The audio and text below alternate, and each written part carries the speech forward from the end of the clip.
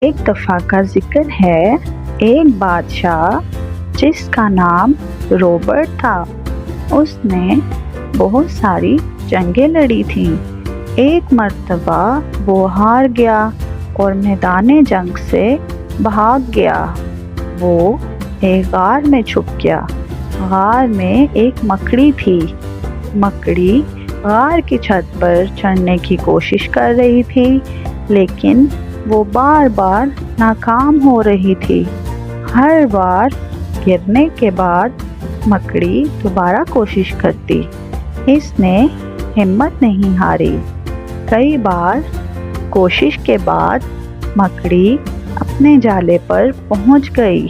مکڑی نے بادشاہ رابرٹ کو بہت اچھا سبق دیا۔ وہ غار سے باہر آیا اور اپنی فوج کو اکٹھا کیا۔ بادشاہ کو اس سے